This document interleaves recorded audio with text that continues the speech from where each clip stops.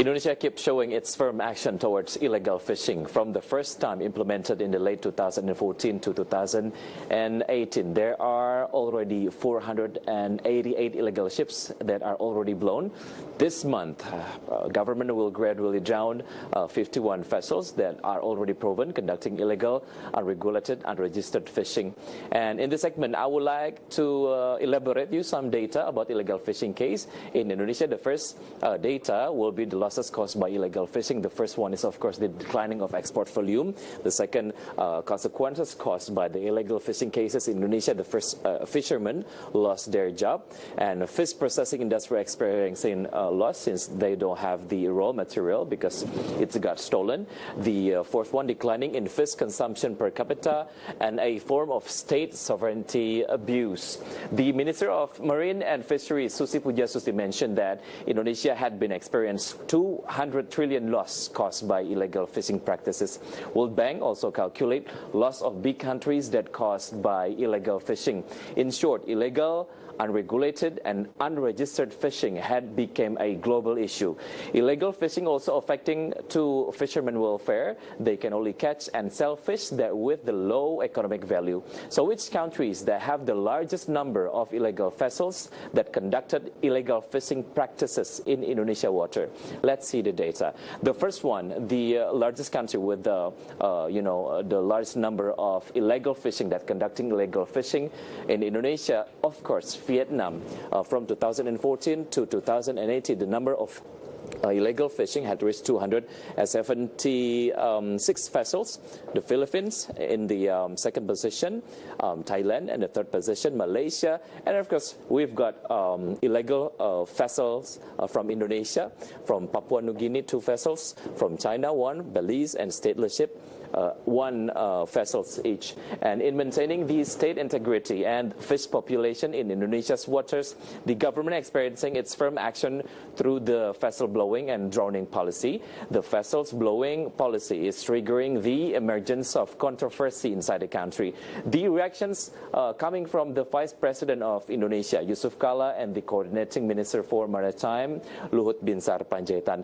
Let's take a look of their comments towards the vessel blowing policy. The first one, of course, came from Luhut Binsar Panjaitan. He said that why you have to blow the vessels when we can make it as our property and utilize it. And the second opinion towards the vessel blowing policies came from Vice President of Indonesia, Yusuf Kala. He said that vessel blowing or vessel drowning is not the only option. The law said that Indonesia needs more fishing vessels. Our fisheries export is declining. And the vessel blowing policy mandated by law for fishery number 45 of 2009, the determination of blown vessels is always decided by the court.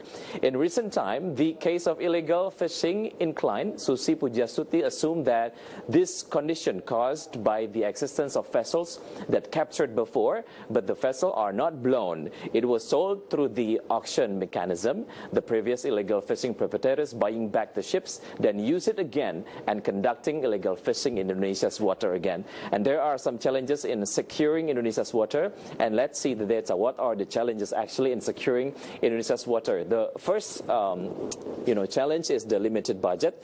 The second challenge is an insufficiency of manpower. Indonesia's as archipelago country, which is have a lot of doors to be assessed. And the fourth challenges is insufficiency of surveillance vessels. To overcome the limited budget in the Ministry of Marine and Fisheries and to accelerate the effort to fight illegal, unreported and unregulated fishing, government in 2015 formed the Task Force 115. The establishment was decided by President Joko Widodo on October 19, 2015 through the Presidential Regulation number 115 of 2015. The task force is focused on law enforcement in an effort to eradicate illegal fishing in Indonesia's marine jurisdiction effectively and efficiently by optimizing the use of personnel and operating equipment, including ships, aircraft, and other technologies. For your information, the annual budget for Indonesian water supervision in the Ministry of Marine and Fisheries is only able to finance 120 days of operation. This means that the operating budget is only able to finance 1 per 3, or the total 365 days in a year. So how big actually the volume of Indonesia's fishery export performance? Let's see the data. In 2012, of course, the export performance of Indonesia's fishery had reached quite large, 1,240,000 tons, and the import was 371.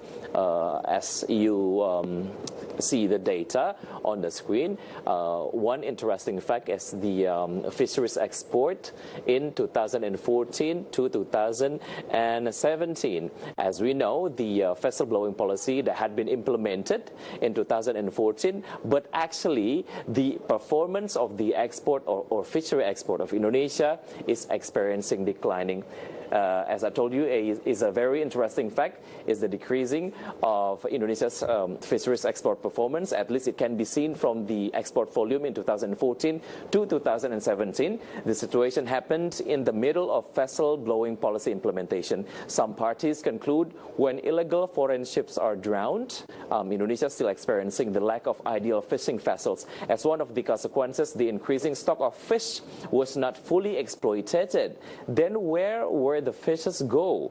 According to the data of the Indonesia'S Tuna Association, the unexploited fishes from Indonesia's water migrated from Indonesia water to Papua New Guinea. Then the fishes are captured by fishermen in Papua New Guinea's water.